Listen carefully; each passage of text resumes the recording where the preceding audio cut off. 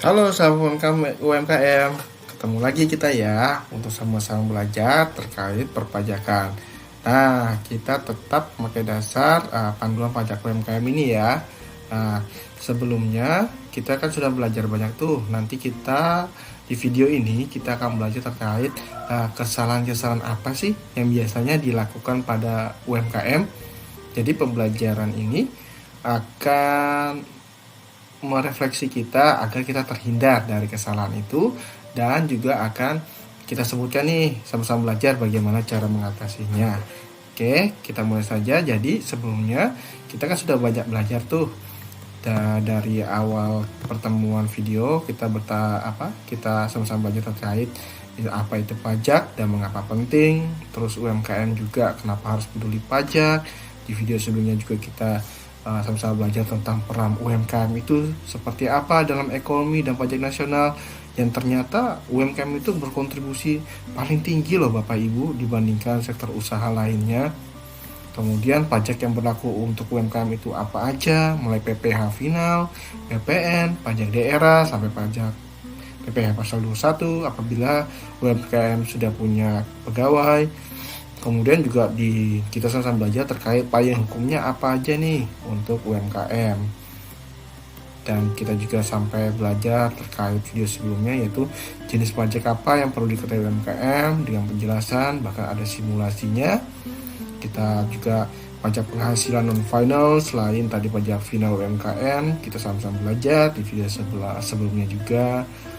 Terus juga PPN, kapan sih UMKM kena PPN? Nah, itu kita juga sudah belajar tuh. Jadi sudah banyak ya Bapak Ibu sahabat UMKM mengetahui, sampai dengan pajak daerah pula ya, yang harus kita jeli nih apa aja di daerah ini ketentuannya seperti apa, karena UMKM tiap daerah itu beda-beda ketentuannya. Terus kita juga belajar di video sebelumnya kewajiban administrasi pajak UMKM, mulai dari pembuatan NPWP, kemudian OSS, kita membuat NIB, nah sampai kepada penjelasan kewajiban pembukuan atau pencatatan. Dan kita juga harus jeli juga terhadap UMKM juga. Ini ada dua nih skema nih, mau pakai yang PPh final atau normal, tinggal disesuaikan aja sama Bapak Ibu. Kalau PPh final kan dari omset, kalau misalnya omsetnya kurang dari 4,8 miliar per tahun. Kalau skema PPh normal kan omsetnya umumnya sudah di atas 4,8 miliar per tahun. Jadi hitungnya memakai laba bersih. Mungkin bisa lebih kecil karena dihitungnya dari laba bersih, atau lebih simpel pakai omset, misalnya omsetnya tidak terlalu besar, dan itu juga bisa juga ya Bapak Ibu, tergantung skema yang Bapak Ibu nanti pilih. Nah, di video sebelumnya juga kita menghitung cara hitung pajak, bayar, dan lapor pajak. Itu sampai simulasinya seperti apa, terus kita sampai prakteknya di Cortex itu seperti apa. Ini garis besarnya ya Bapak Ibu, cara kita bayar, buat kode billing. Nanti kalau Bapak Ibu memang tertarik untuk belajar lagi terkait Cortex, Bapak Ibu komen ya di kolom komentar video ini, misalnya mau belajar Cortex. Nah, itu nanti mengingatkan saya agar semangat nih untuk membuat panduan terhadap Cortex untuk Bapak Ibu UMKM ya.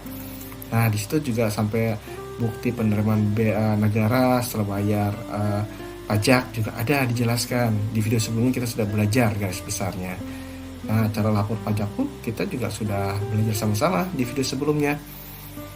Untuk jenis pajak dan cara pembayaran SPT, kemudian jangka waktu SPT tahunan untuk kapan, terus itu ada juga untuk badan kapan tahunannya, deadline-nya kita sudah pelajari bersama-sama. Nah, kemudian selanjutnya kita akan belajar tentang kesalahan umum dan cara menghindarinya seperti apa di dalam bidang perpajakan, terutama UMKM ya. Oke, kita lanjut. Nah, kesalahan umum. Jadi, walaupun proses pajak dan UMKM telah dibuat lebih sederhana, ternyata itu banyak pelaku usaha yang melakukan kesalahan umum dalam pengelolaan pajak. Kesalahan ini bisa berdampak sampai kena denda loh Bapak Ibu, bahkan sampai kehilangan peluangan pembiayaan. Jadi tadinya kita sudah proses mungkin KUR gitu ya, kredit usaha rakyat, tiba-tiba gagal nih gara-gara ada masalah terkait perpajakan. Mungkin masalahnya tidak besar, masalahnya kecil saja. Ya, tapi karena sudah ketentuan, ya mau nggak mau terlewatkan peluang itu. Atau bahkan permasalahan hukum nanti di kemudian hari. Wah, semoga saja tidak sampai segitunya ya Bapak Ibu. Semoga kita aman saja. Maka dari itu, di video ini kita sama-sama belajar ya. Nah, jadi kesalahan umum yang sering terjadi itu biasanya tidak bayar atau telat bayar pajak. Nah, loh. Jadi kesalahannya itu ya, lupa bayar PPh final tiap bulan. Atau enggak menunda-nunda hingga lewat tanggal 15 bulan berikutnya. Dampaknya apa? Malah dikenakan sanksi berupa denda keterlambatan. Aduh, kemudian apa? Muncul piutang pajak yang bisa memberatkan di kemudian hari. Nah, kan jadi ribet tuh Bapak Ibu. Gara-gara kita menunda-nunda atau kelupaan, ya kita jadinya malah kena denda. Terus piutang pajak ternyata pas kita lapor, loh kok kurang bayar. Ternyata masih ada piutang pajak yang belum terbayar. Yang tadinya kita sudah menghitung dengan cermat, ternyata karena lupa bayar pajak, menunda-nunda, aduh jadi bertambah bebannya, aduh jadi salah perhitungan gitu ya. Nah, solusinya apa? Solusinya kita mulai yuk jadwalkan perhitungan dan pembayaran pajak itu rutin setiap akhir bulan. Kita atur aja sesuai dengan tempo dari usaha dari Bapak Ibu. Tapi yang pastinya di kalender. Apalagi sekarang zamannya sudah canggih Bapak Ibu, di HP-nya Bapak Ibu kan sudah bisa sekarang tuh pakai notifikasi pengingat. Nah, itu bisa. Terus itu sangat membantu sekali nanti ingat untuk kapan tanggal ditetapkan untuk laporan pembayaran pajak gitu. Jadi kita manfaatkan sumber daya apapun yang kita punya, dan yang paling dekat kan HP. Itu bisa loh Bapak Ibu kita jadikan alarm atau pengingat gitu, biar kita terhindar dari denda keterlambatan ini yang pada akhirnya membuat kita salah perhitungan untuk memproyeksikan bisnis kita ke depan atau usaha kita ke depan. Jangan sampai ya, karena masalah sederhana aja sebenarnya ini, hanya saja kelupaan atau menunda-nunda. Nah, yang kedua, kesalahan yang umum itu salah menghitung omset atau tidak mencatat. Wah, kesalahannya itu tidak mencatat semua pemasukan, kemudian mencampurkan uang pribadi dan usaha. Wah, ini dia nih. Dampaknya apa? Penghitungan pajak bisa tidak akurat, kemudian bisa dianggap menyembunyikan penghasilan dari sisi ini ya, orang perpajakan ya. Nah, yang kami lihat memang biasanya sahabat UMKM itu sering ini lupa mencatat pemasukannya nih. Entah kesilap atau memang karena mengingat-ingat saja, itu dia akhirnya lupa, tidak mencatat. Dan bahkan yang sering terjadi itu adalah mencampur uang pribadi dan usaha. Karena kan biasanya untuk sahabat UMKM yang bisnisnya, usahanya masih baru dimulai, itu kan biasanya masih nyampur tuh dengan usaha.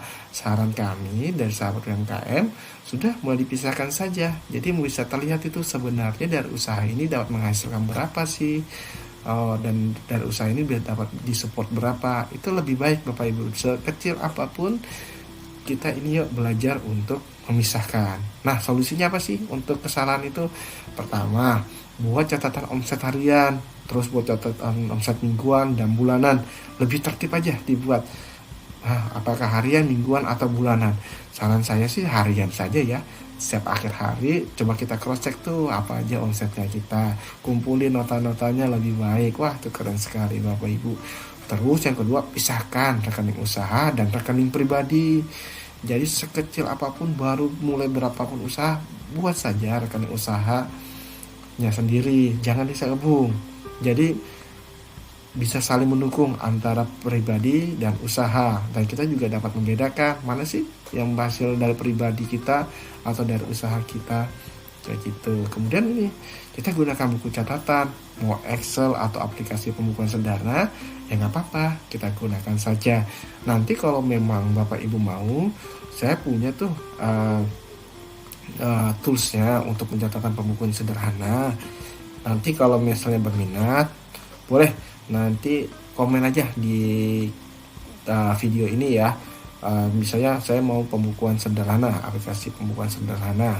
Nah, nanti kami siapkan, dan kami juga siapkan tutorialnya. Nanti kita belajar juga seperti ini di channel ini, dengan tools itu seperti apa penggunaan.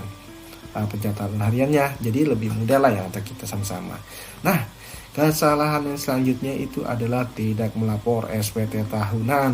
Waduh, jadi kesalahannya itu pertama itu menganggap bahwa sudah membayar pajak, jadi nggak perlu lapor lah. Nggak gitu. Jadi walaupun kita sudah membayar, kita juga tetap harus melapor untuk SPT tahunan. Terus tidak tahu kapan dan bagaimana cara lapor SPT. Nah, jangan sampai ya. Kalau tidak tahu kapan dan bagaimana cara lapor SPT, yuk simak di video sebelumnya ya. Video kita sebelumnya yang kita belajar bareng itu kapan pembayaran pajak bulanan, pajak masa, dan pajak tahunan. Itu ada jangka waktunya. Ada. Nanti untuk Bapak Ibu yang pengen e-booknya, kita sediakan di deskripsi, di link ya, ada deskripsi di link, di situ ada linknya untuk ebook. Silakan Bapak Ibu download. Nah, dampaknya apa? Bisa dikenai denda 100.000 per orang untuk perorangan nih, 100.000 per SPT untuk perorangan, atau 1 juta untuk badan. Wah, banyak juga ya.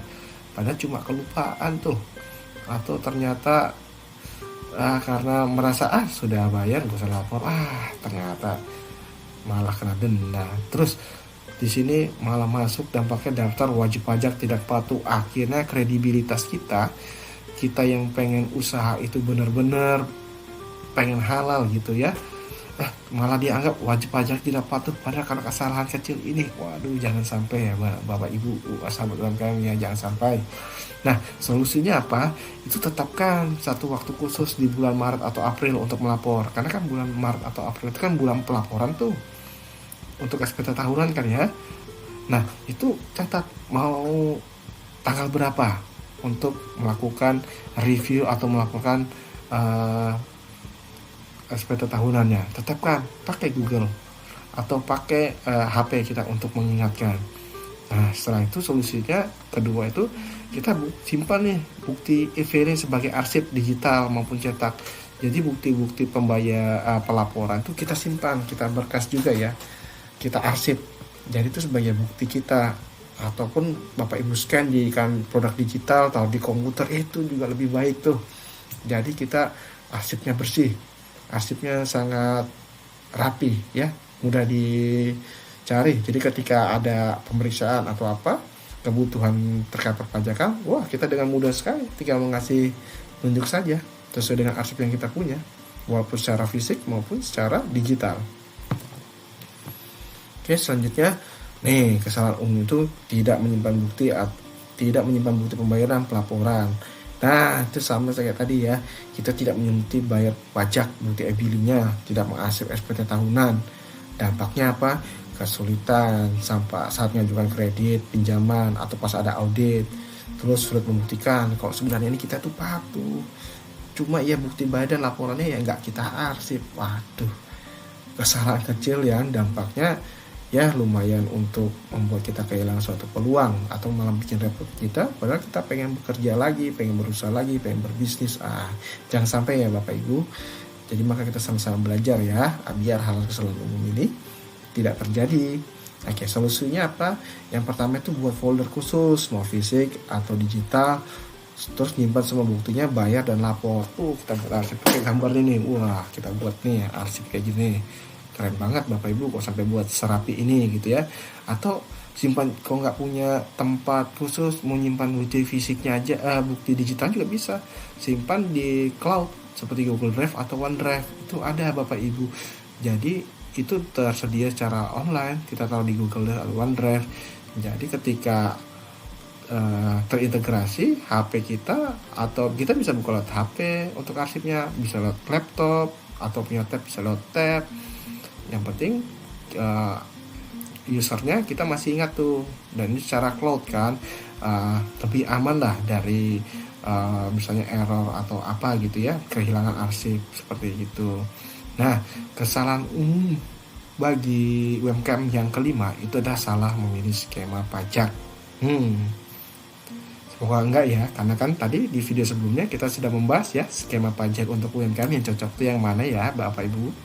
Nah, kesalahannya itu tidak sadar telah melewati batas omset 4,8 miliar tetapi masih pakai skema final. Nah, itu dia. Kita begitu hitung sebenarnya sudah lewat tuh, tapi kita tetap pakai skema final. Itu tidak diperkenankan ya Bapak Ibu. Kemudian kedua, tidak memahami nih perbedaan skema final dan non final. Nah itu jangan sampai ya. Dampaknya apa? Potensi sanksi dan denda jika dianggap menyimpang. Kedua, peluang optimalisasi pajak yang terlewatkan. Nah ya. Solusinya apa? Solusinya kita tuh harus evaluasi nih omset tahunan kita ini secara berkala. Jangan sampai nanti begitu kita itu, ternyata sebenarnya lewat, tetap kita paksakan. Jangan ya Bapak Ibu sahabat UMKM, pasti ketahuan. Karena sekarang Cortex itu sudah terintegrasi ya. Jadi jangan sampai lah kita yang ingin bekerja jujur, baik, tapi malah mendapat hal-hal batu kerikil lah seperti itu ya Bapak Ibu. Kedua, konsultasikan ke konsultan pajak atau hubungi KKP terdekat jika ragu. Nah, bisa juga Bapak Ibu, atau melalui channel ini saja, komentar saja, hubungi kami siap memberi panduan bantuan seperti itu. Tapi kalau dirasa kurang cukup, boleh hubungi pajak terdekat atau konsultan pajak terdekat, boleh juga seperti itu, tidak masalah. Nah, kesimpulan dari bab 5, artinya kita simpulkan ya di video kali ini. Jadi banyak kesalahan pajak itu disebabkan karena kelalaian kecil sebenarnya yang bisa dicegah. Tuh, kita harus ini ya, hindari. Mulai ingat-ingat tuh kesalahan kecil tadi yang kita sama-sama belajar. Kemudian kedua, membayar pajak dan melapor tepat waktu serta pencatatan rapi itu kunci loh dari kepatuhan. Ketiga, dengan pengelolaan yang baik, UMKM itu dapat menjalankan usaha tanpa takut masa pajak di masa depan. Jadi, kalau semua kesalahan-kesalahan tadi, hal-hal yang kita pelajari itu kita terapkan, sebenarnya tidak ada yang perlu ditakutkan. Kita kadang sebagai UMKM itu takut karena tidak mengetahui sebenarnya, dan cuma dengar desas-desus seperti apa.